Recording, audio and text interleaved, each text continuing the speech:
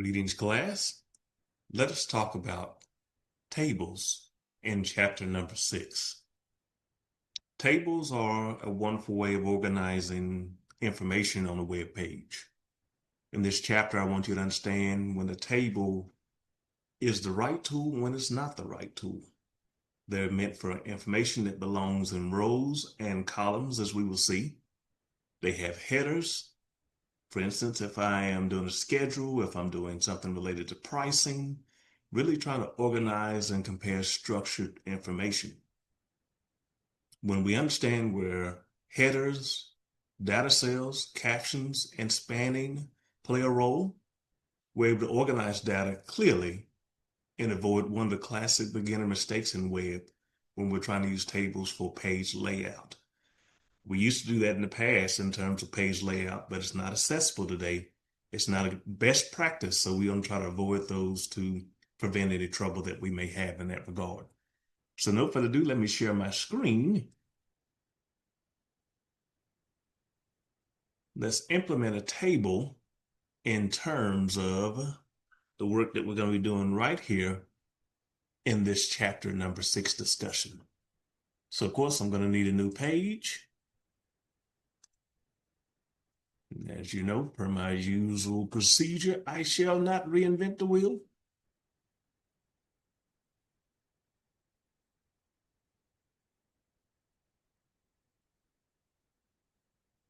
When we get into dynamic languages like JavaScript, PHP, they help us to not have to repeat code as much as we're doing with this menu. There's a way to actually show this menu in one location and share it across the multiple pages. We're not there yet, but certainly it's something to keep in mind.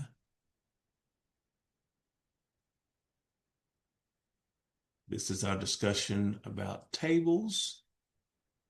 I'm going to come back to that because I need to be cognizant to make sure, in particular, that index can get back and forth in our code.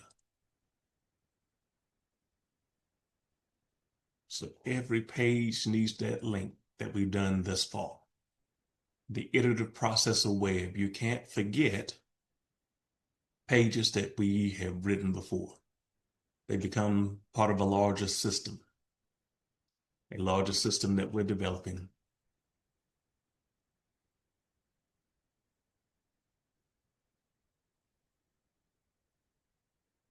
Okay, let's look at our preview.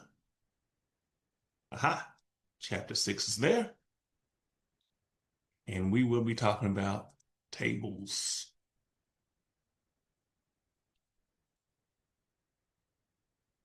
In our example, we begin with a simple table indication, and that table has a caption on it. Okay. In that caption, we say weekly lab schedule. Okay. A general way of just describing the contents of these data. Now, when you get a TR, okay, which really should live within the scope of a T head, I'm going to go ahead and follow that. T head. Okay, TR stands for row. Okay, within the TR, particularly the header, you have TH, table headers, as indicated by our assignment. One heading we're going to have is day. Another heading is going to be topic.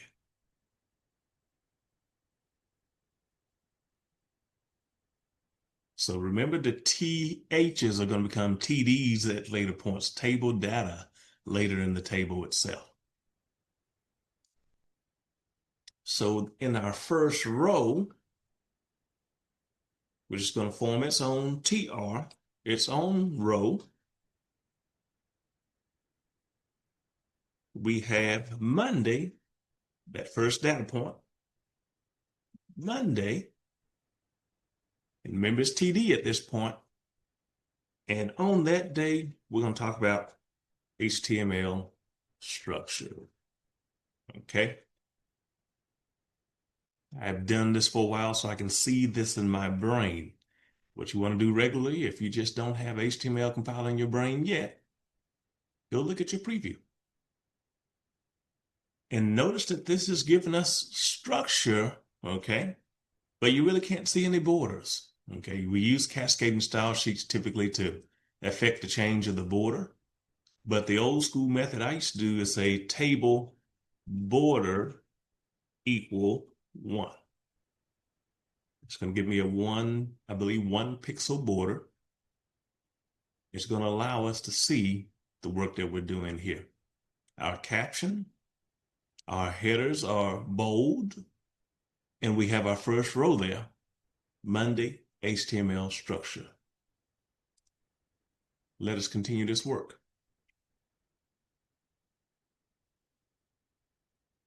We also need a row for what we're going to do on Wednesdays. Okay, so let's go put that one in.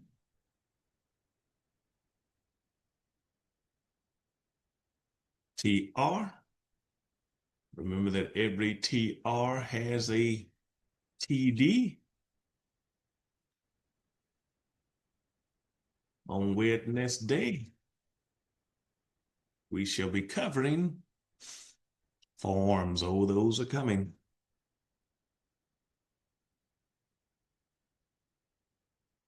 The way that we enter data and capture data on websites.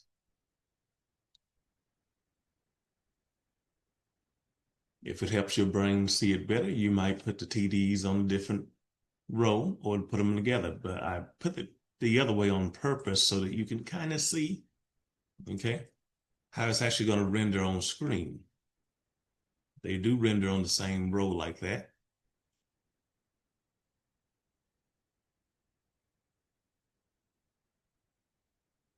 There is a pattern. Programming is patterns, patterns is programming. In terms of the head, it ends there. The head ends where the table header is, okay? And of course, we have our end table.